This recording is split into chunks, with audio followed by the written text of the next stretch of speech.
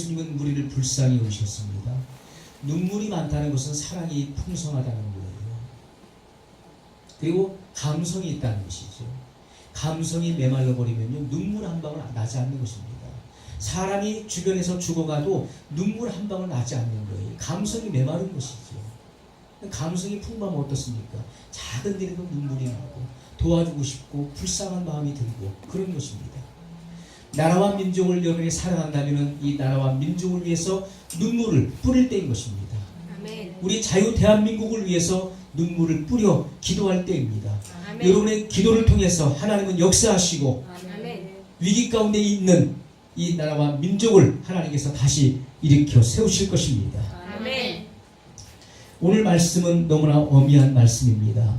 여호와께서 나를 보내사 너희 하나님 여호와께서 나를 보내사 너희에게 명하신 말씀을 내가 오늘날 너희에게 고하였어도 너희가 그 목소리를 도무지 순종치 아니하였음지.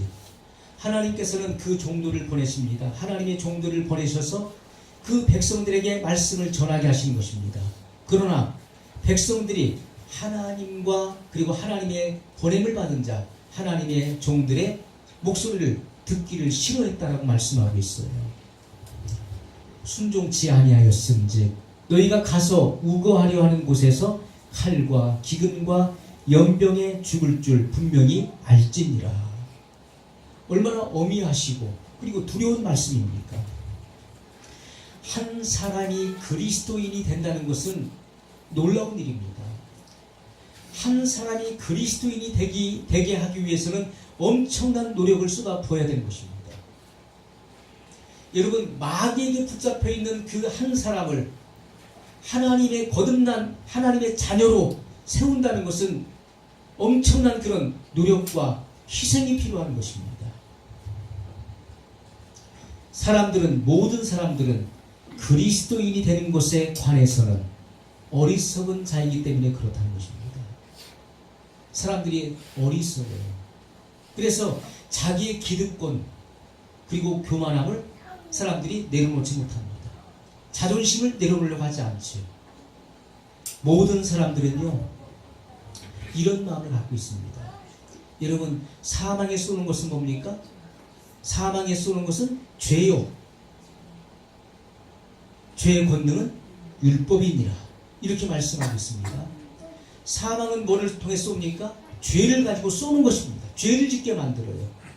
죄를 짓는 순간에 율법은 그 능력을, 기능을 발휘해서 죄를 지은 사람을 정죄하는 것입니다. 사망에 쏘는 것은 죄요, 죄의 권능은 율법이니라. 성경은 그렇게 우리에게 말씀을 하고 있는 것입니다. 죄라고 하는 것은 사람으로 하여금 교만과 자긍심을 불러일으키는 것입니다. 그래서 자신이 대단한 사람인 것처럼 생각하게 하는 거예요. 내가 없으면 우리 교회가 안 돌아가. 내가 없으면 우리 단체가 돌아갈 수가 없지.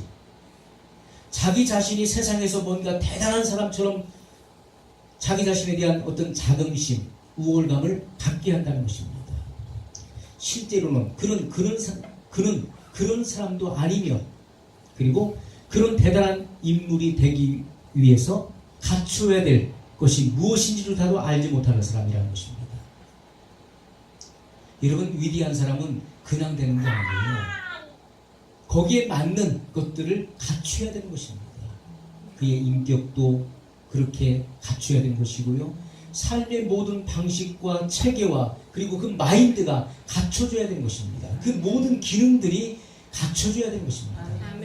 그런데 죄라고 하는 것은 사람에게 교만과 자긍심을 불러일으켜서 자기 자신이 뭔가 대단한 사람인 것처럼 그렇게 착각을 하게 만들어요. 여러분, 이러한 것이 교만과 자긍심으로부터 오는 것이 아니라면 어디서 이런 생각을 할 수가 있겠습니까? 그 사람은 아직도 죄 가운데 살고 있고 아직도 본질상 진노의 자녀로 살고 있다는 것입니다. 그러면서도 자기 자신은 언제든지 나는 준비되어 있어, 나는 언제 죽어도 난 천국 갈 수 있어 라고 생각을 합니다. 언제든지 자기는 내세를 맞이할 충분한 준비가 되어 있다고 생각을 해요. 여러분, 오늘 말씀을 보게 되면 교만한 사람들은 계속해서 고집을 부립니다. 하나님을 멸시하고 하나님이 보내신 자, 하나님의 종들을 멸시합니다. 왜? 고집이 세기 때문에.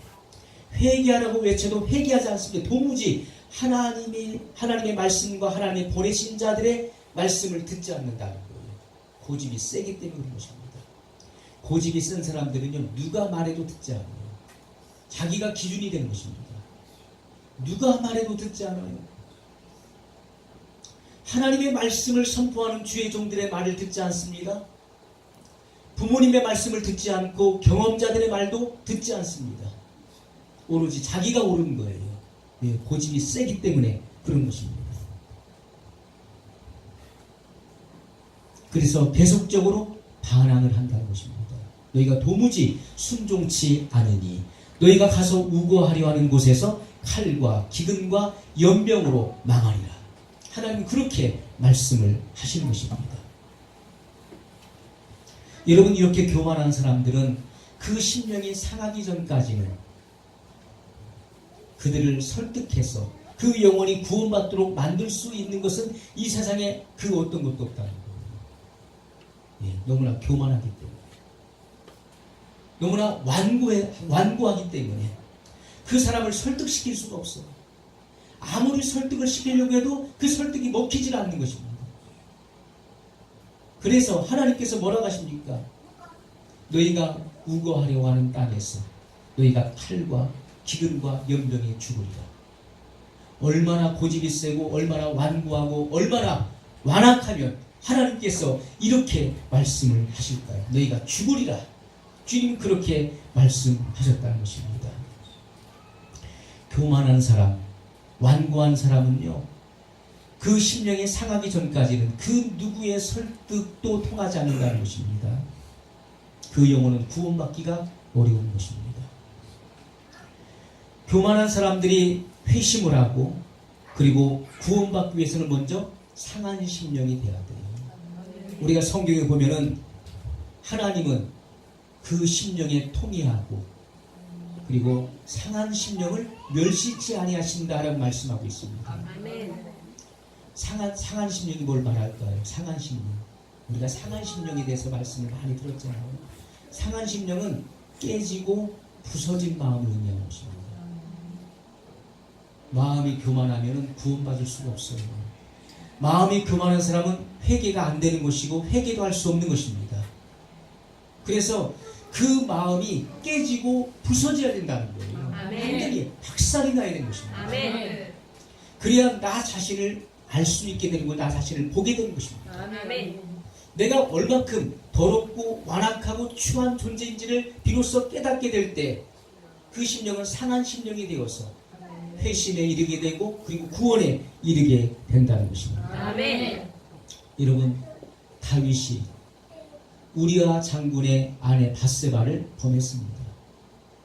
우리아 장군은 바로 충신이었습니다.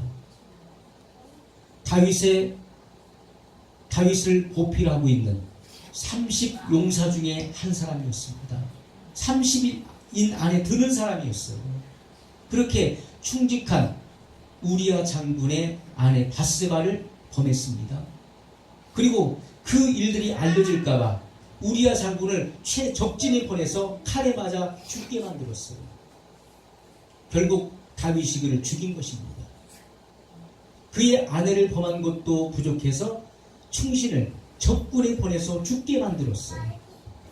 그리고 나서도 자기 자신은 거룩하고 의로운 사람인 것처럼 우쭐대고 있었다는 것입니다. 하나님께서 나단 선지자를 다윗에게 보냈습니다. 그래서 나단 선지자가 다윗에게 가서 그렇게 말했습니다. 왕이여, 한 성에 두 사람이 살고 있었습니다. 한 사람은 부자였습니다. 그 사람은 양과 소가 많이 있었습니다. 그러나 또 한 사람은 아주 가난한 사람이었습니다. 그 사람의 전 재산은 암양 한 마리였습니다. 그 암양과 더불어서 온 가족이 함께 살았습니다. 살다 보니까 그 암양이 가족처럼 그렇게 느껴졌고 그래서 같은 식탁에서 먹고 마시고 생활했습니다. 그 암양은 마치 그 주인의 딸과 같았습니다. 그런데 어느 날 어느 행인이 부잣집에 찾아왔습니다. 그때 이 부자는 자기 양과 소를 잡아서 그 행인을 대접하는 것이 아까워서 양 한 마리 가지고 있는 그 가난한 자의 그 양을 빼앗았습니다.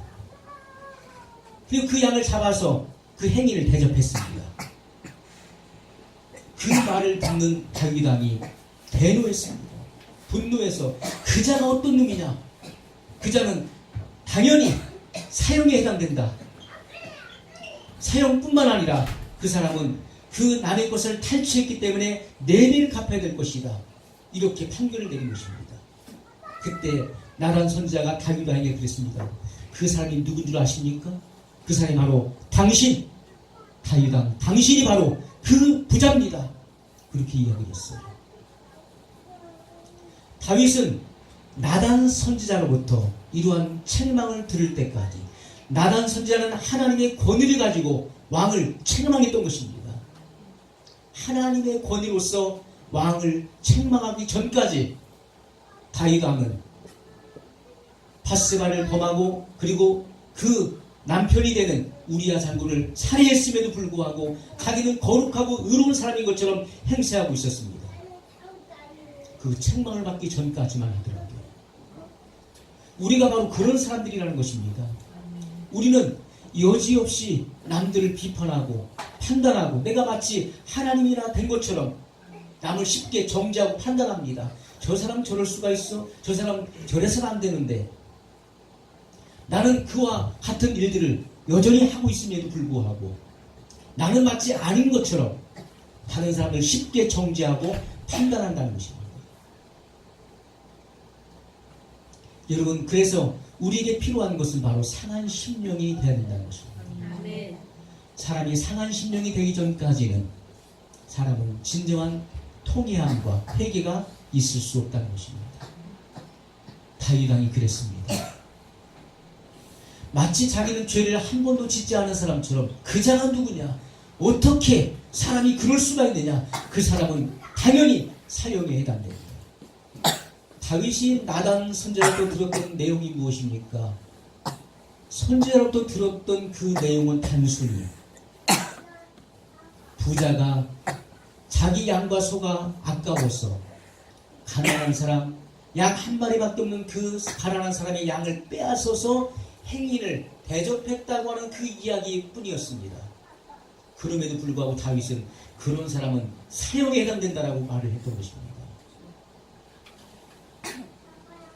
여러분, 오늘날 우리는 바로 이와 같은 사람들이라는 것이지요. 상한 심령이 되지 않았기 때문에 내 마음이 깨지고 부서지지 않았기 때문에 나를 모른다는 것이죠. 내가 어떤 사람인 것을 전혀 알 수가 없는 것입니다.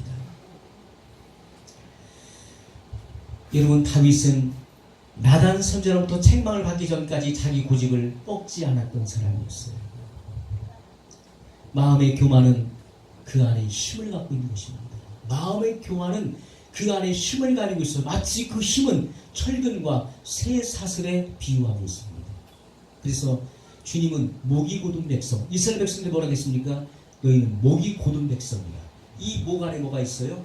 철근이 심겨져 있고 쇠 사슬로 여기 쇠 사슬이 들어있어서 아주 뻣뻣하다는 거예요. 하나님 앞에서 내가 죄인이고 내가 얼마나 부족한 존재인 것을 고백하지 못한다는, 고백하지 않는다는 것입니다. 내가 뭐 잘못했습니까? 여러분, 마치 아벨을 죽였던 가인과 같이 하나님 이미 다 보고 계셨어요. 가인이 아벨을 시기하여 들에 있을 때 그 동생을 쳐 죽였습니다. 그 아우의 핏소리가 하나님께 호소했어요. 하나님께서는 가인에게 물으셨습니다. 가인아, 가인아, 내 아우 아벨이 어디 있느냐? 라고 물으셨을 때 가인이 뭐라고 합니까? 왜 그걸 나한테 묻습니까? 내가 내 아우를 지키는 사람입니까? 내가 내 아우를 지키는 자입니까? 그렇게 하나님 앞에 항변합니다. 내 아우의 핏소리가 땅에서 내게 호소하느니라. 하나님 그렇게 말씀하셨어요.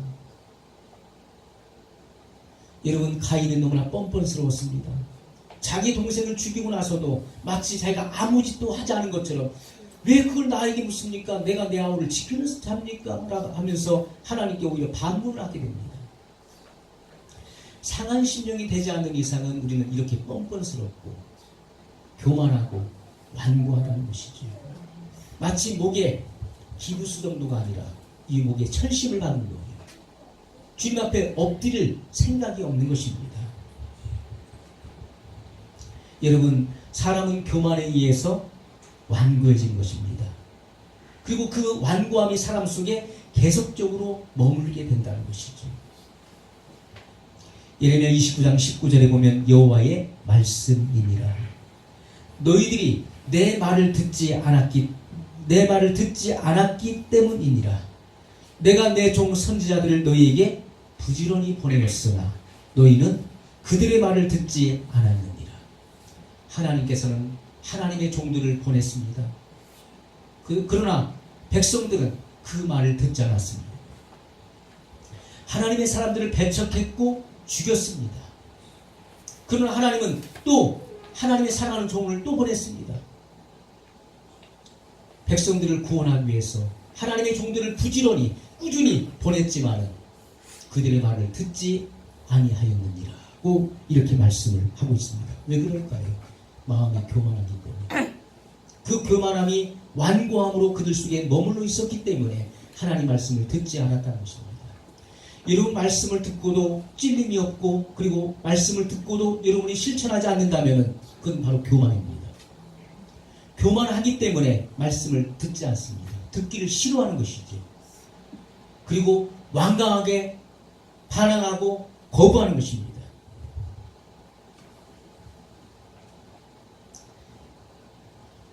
여러분, 교만은 바로 마귀가 지은 죄입니다. 마귀가 교만했어. 처음에 그 루시엘 천사장은 그가 뭐라고 했습니까? 내가 지극히 높은 구름에 올라 지극히 높은 자와 비기리라, 그렇게 말했습니다. 여러분, 보호자에 앉으신 하나님의 보호자를 찬탈하고 자기가 그 자리에 앉아서 하나님 노릇하려고 했던 자가 바로 루시엘 천사장이에요. 루시퍼가 된 것입니다. 하나님의 빛이 바로 저주의 빛이 된 것입니다. 저주의 빛. 마귀가 된 것입니다. 교만은 바로 마귀가 지은 죄고 그것이 타락한 인간의 죄가 된 것입니다. 사람은 마음이 상한 후에야 비로소 그 교만이 정복될 수가 있는 것입니다. 상한 심령이 돼야 돼요. 상한 심령. 하나님은 상한 심령을 멸시하지 않으십니다. 그 후에야 우리는 기쁜 마음으로 하나님의 뜻에 굴복할 수가 있게 된다는 것이죠. 아멘. 어떤 사람이 자기 자신의 힘을 자랑하고 인품을 자랑한다면, 나 같은 인품은 없을 거야. 나는 인품 하나는 참 좋아. 자기 인품을 자랑하고 자기 힘을 자랑한다면 하나님은 부러진 다리가 그를 쳐서 상처를 입힐 것이라고 말씀하고 있어요. 무슨 말씀인가요? 그 사람의 다리를 부러뜨려서라도 그를 겸손케 할 것이다. 그 말씀이에요. 자기의 힘을 자랑합니까? 인품을 자랑해요? 내가 너의 다리를 부러뜨려서라도 내가 너의 그 교만을 꺾어서 겸손케 하리라. 그렇게 말씀하고 있습니다. 사람이 실패를 경험하고 그리고 가난해지고 약해졌을 때 비로소 사람이 어떻게 됩니까? 상한 심령이 되는 경우가 많습니다. 사람이 내가 설계하고 내가 계획한 대로 무엇이 승승장구할 때는 어떻습니까? 교만해져요. 하늘 높은 줄 모르고 계속 올라갑니다. 하나님도 보이지 않는 거예요. 교만해져요. 자기 위에는 아무도 없는 거예요. 그러나 하나님께서는 때로는 환경을 통해서, 시련을 통해서, 어려움을 통해서 그를 완전히 납작하게 만듭니다. 가장 밑바닥에 떨어지게 만들어요. 실패를 경험하게 만들고 쓴물을 마시게 만듭니다. 처절하게 가난하게 만들어요. 그 속에서 어떡합니까? 자기 자신의 연약함과 무능함을 비로소 보게 되는 거예요. 내가 아무것도 아닌 존재였구나. 내가 이런 사람이었구나. 그 속에서 하나님 앞에 내가 정말 큰 죄인임을 깨닫게 되는 것이고 그 앞에 바짝 엎드리게 되는 것이죠. 아멘. 그것은 바로 상한 심령을 말하는 것입니다. 아멘. 여러분, 상한 심령은 어떻게 만들어질까요? 사람의 양심에 하나님의 능력이 임해야 되는 것입니다. 사람의 양심에 하나님의 능력이 임하여서 그가 얼마나 심히 부패하고 더러운 죄인인가를 깨닫게 하셔야 되는 것입니다. 그걸 가지고 우리는 죄책이라고 합니다. 죄책. 사람이 죄를 지면 뭘 느낍니까? 죄책감을 느끼지 않아요. 여러분, 죄를 짓고도 죄를 지으면 죄책감 느끼나요? 그 양심이 살아있다는 거예요. 내가 뭐 잘못하고 내가 거짓말하거나 내가 뭔가 잘못된 일을 하고 나서 이러면 안 되는데 내가 왜 이랬을까? 하나님을 의식해서 두려운 마음을 가지고 나 이렇게 지옥 가는 거 아닌가? 죄책감을 갖는 사람은요, 아직도 양심이 그나마 살아있고 그 사람은 회개할 수 있는 여지가 있는 사람이에요. 그런데 거짓말도 한 번, 두 번 하다 보면 자꾸 늘게 되죠. 그리고 잘못된 일도 한 번, 두 번 하다 보면 처음에 할 때는 두근두근거리고 이거 큰일 나는 게 이러면 안 되는데 하다가도 한 번, 두 번 하다 보면은 뻔뻔해지는 거예요. 이제는 대놓고서 거짓말이에요. 거짓말을 대놓고 하면서도